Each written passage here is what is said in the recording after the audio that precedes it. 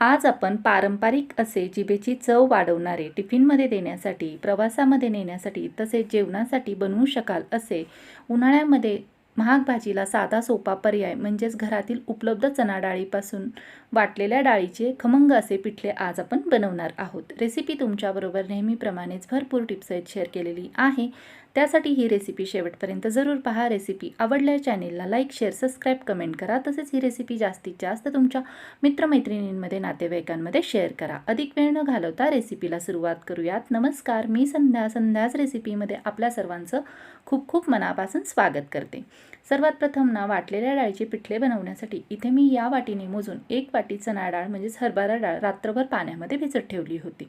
सकाळी जर तुम्हाला ही पिठले बनवायचे असेल ना तर तुम्ही अशा वेळेस रात्रभर ही डाळ भिजण्यासाठी ठेवू शकता, नाहीतर 3 ते 4 तास भिजवून ही घेऊ शकता। या डाळीचे वजनी प्रमाण 100 ग्रॅम इतके आहे। तर इथे पाहू शकता सर्व डाळ जी आहे ना एकदम छान अशी मऊसूत भिजली गेली आहे। तर आता ही डाळ भिजवलेली आहे ना, यातील सर्व पाणी जे आहे ना ते आपल्याला बाजूला काढून घ्यायचे आहे। तर इथे पाहू शकता सर्व डाळीमधील मी पाणी बाजूला काढून घेतले आहे। तसेच ही डाळ जी आहे ना निथळण्यासाठी एका चाळणीवरती ठेवून दिली आहे। या डाळीमध्ये अजिबात आपल्याला पाणी शिल्लक ठेवायचे नाही। डाळ निथळण्यासाठी बाजूला ठेवले आहे। आता पिठले बनवण्यासाठी लागणारे एक वाटण तयार करून घेऊयात। त्यासाठी एका मिक्सरच्या पॉटमध्ये ॲड केले आहे 1 चमचा जिरे, तसेच इथे मी 2 मोठ्या कुड्या लसणाच्या सोलून घेतल्या होत्या। तर सर्व सोललेला लसूण ही या पॉटमध्ये ॲड केला आहे। तसेच इथे मी काही हिरव्या मिरच्या घेतल्या आहेत। तर इथे पाहू शकता अशा प्रकारे या सर्व साहित्यांमध्ये अजिबात पाणी न वापरता इथे मी वाटण तयार करून घेतले आहे। तर इथे तिखटाचे प्रमाण तुम्ही तुमच्या आवडीनुसार घेऊ शकता। तर अशा प्रकारे आपले इथे पिठले बनवण्यासाठी लागणारे हिरव्या मिरच्यांचे वाटण तयार आहे। आता आपण डाळ वाटून घेऊया। तर सर्व वाटण मी बाजूला काढून घेतले आहे व त्याच मिक्सरच्या पॉटमध्ये ॲड केली आहे भिजवलेली सर्व डाळ। तर ही डाळ जी आहे ना ती इथे आपल्याला वाटून घ्यायची आहे, परंतु ही डाळ वाटताना यामध्ये अजिबात पाण्याचा वापर करायचा नाही आहे। तर इथे पाहू शकता अशा प्रकारे डाळ जी आहे ना ती मी जाडसर अशी वाटून घेतली आहे।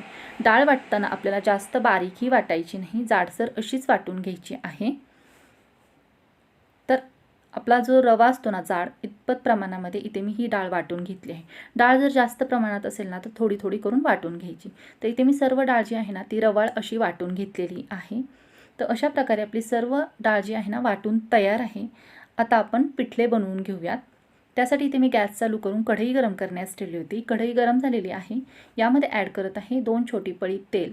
तर या पिठल्याला थोडेसे तेलाचे प्रमाण जास्तच ठेवायचे। तर तेल कढईमध्ये टाकताना अशा प्रकारे पसरवून टाकायचे।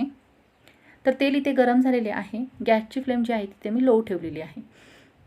गरम केलेल्या तेलामध्ये इथे मी फोडणीसाठी मोहरी टाकली आहे अर्धा चमचा। तर मोहरी तेलावरती छान अशी तडतडली गेली आहे। यामध्ये टाकत आहे एक मध्यम आकाराचा बारीक चिरलेला कांदा। कांदा टाकल्यानंतर हा कांदा जो आहे ना तो गुलाबीसर रंगावरती छान असा आपल्याला इथे तळून घ्यायचा आहे तेलामध्ये। जास्तही प्रमाणात कांदा इथे भाजायचा नाही। प्रवासामध्ये नेण्यासाठी जर हे पिठले बनवत असाल ना तर अशा वेळेस इथे कांद्याचा वापर टाळावा, महत्त्वाची टिप आहे। तर इथे पाहू शकता कांदा जो आहे ना छान असा गुलाबीसर रंगावरती परतला गेला आहे। यामध्ये घालत आहे ठेचून घेतलेला लसूण। तर इथे तुमच्या लक्षात आले असेल की मी लसूण जास्त प्रमाणात वापरलेला आहे। यानंतर यामध्ये पाव चमचा हिंग घातलेला आहे। ठेचलेला लसूण तसेच हिंग इथे छान असा परतवून घेतला आहे। यानंतर आता या फोडणीमध्ये घालत आहे तयार करून घेतलेले हिरव्या मिरच्यांचे वाटण, तसेच अर्धा चमचा हळद। हिरव्या मिरच्यांचे वाटण तसेच हळद जी आहे ना या फोडणीमध्ये आता इथे मी मिक्स करून घेत आहे। तर इथे गॅसची फ्लेम सुरुवातीपासून लो ठेवलेली आहे। तर इथे फोडणी आपली छान अशी परतली गेलेली आहे। पाहू शकता मस्त असा फोडणीचा सुगंध घरभर दरवळत आहे। तर आता या फोडणीमध्ये घालत आहे वाटून घेतलेली सर्व डाळ। डाळ घालून घेतल्यानंतर आता इथे या फोडणीमध्ये ही डाळ जी आहे ना छान अशी एकजीव होईपर्यंत मिक्स करून घ्यायची आहे। तर इथे मी हे पिठले बनवताना ना लसणाचं प्रमाण जास्त वापरले आहे। लसणामुळे हे पिठले जे आहे ना याची चव जी आहे ना छान अशी खमंग तयार होते। त्यामुळे इथे जास्तीत जास्त लसूण वापरावा।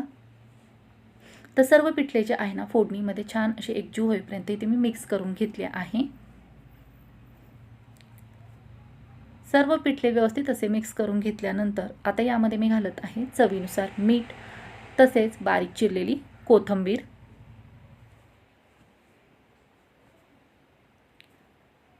चवीनुसार घातलेले मीठ तसेच कोथिंबीर जी आहे ना ते या पिठल्यामध्ये आता इथे मी मिक्स करून घेत आहे। कोथिंबीर व मीठ मिक्स करून घेतल्यानंतर आता या पिठल्याला आपल्याला एक वाफ काढून घ्यायची आहे। तर इथे हे पिठले जे आहे ना, आपण एकही थेंब पाण्याचा न वापरता शिजवून घेणार आहोत पूर्णपणे वाफेवरती। त्यासाठी यावरती आता मी एक झाकण ठेवून देत आहे। गॅसची फ्लेम जी आहे ना, ती इथे मी लोच ठेवलेली आहे। तर आता इथे 3 मिनिटे मी या पिठल्याला एक वाफ काढून घेणार आहे। 3 मिनिटांनंतर पाहू शकता मस्त असे वाफेवरती आपले हे जे पिठले आहे ना, छान असे मोकळे तयार झालेले आहे। सुरुवातीला तुम्ही पाहिले असेल हे पिठले जे होते ना, तेव्हा ओलसर होते, परंतु वाफेवरती हे शिजले गेले आहे। तर मस्त असे मोकळे सुटसुटीत झालेले आहे। पिठल्याला कलरही खूप छान आलेला आहे। तर मस्त असे आपले पिठले इथे तयार झालेले आहे, परंतु आणखीन 2 ते 3 मिनिटे ह्याला मी वाफ देऊन घेणार आहे। त्यासाठी परत एकदा यावरती झाकण ठेवून घेत आहे। जर तुम्हाला हे पिठले जास्त प्रमाणात मोकळे हवे नसेल तर तुम्ही अशा वेळेस इथे पाणी टाकूनही पिठले शिजवू शकता। तर पाहू शकता आणखीन 2 ते 3 मिनिट वाफ दिल्यानंतर मस्त असे मोकळे एकदम सुटसुटीत आपले हे पिठले जे आहे ना, तयार झालेले आहे। अजिबात एकही थेंब पाण्याचा इथे आपण वापरलेला नाही, पूर्णपणे वाफेवरती हे पिठले शिजवून घेतलेले आहे। छान असे एकदम मोकळे सुटसुटीत तयार झाले आहे। कलर पाहू शकता, तसेच टेक्स्चरही पाहू शकता। तर मस्त असे पिठले खाण्यासाठी तयार झाले आहे। आता यामध्ये ॲड केले आहे बारीक चिरलेली कोथिंबीर। गॅस इथे मी पूर्णपणे बंद केलेला आहे। तर आता हे पिठले जे आहे ना, ते इथे मी खाण्यासाठी सर्व केले आहे। तर हे पिठले जे आहे ना, चपातीबरोबर खाण्यासाठी खूप छान असे लागते। पिठले म्हटले की शक्यतो करून भाकरीबरोबर खाण्यासाठी दिले जाते, परंतु हे वाटलेल्या डाळीचे मोकळे पिठले जे आहे ना, चपातीबरोबर खाण्यासाठी छान असे लागते। तर पाहू शकता किती छान असे मोकळे सुटसुटीत झाले आहे। टिफिनमध्ये देण्यासाठी तसेच प्रवासामध्ये नेण्यासाठी जेवणासाठी बनवण्यासाठी एक मस्त असं पर्याय आहे। तर नक्कीच ही रेसिपी घरी ट्राय करावं। कशा प्रकारे झाले होते ना, हे कमेंटद्वारे मला जरूर कळवा। हे पिठले तुम्ही चपातीऐवजी भाकरीबरोबर तसेच भाताबरोबरही खाऊ शकता। रेसिपीसाठी लागणाऱ्या सर्व साहित्यांची यादी मी डिस्क्रिप्शन बॉक्समध्ये दिली आहे, तिथे जाऊन तुम्ही चेक करू शकता, जेणेकरून ही रेसिपी बनवताना याचा तुम्हाला नक्कीच उपयोग होईल। तर फ्रेंड्स, कशी वाटली तुम्हाला आजची रेसिपी? व्हिडिओ शेवटपर्यंत पाहिल्याबद्दल धन्यवाद।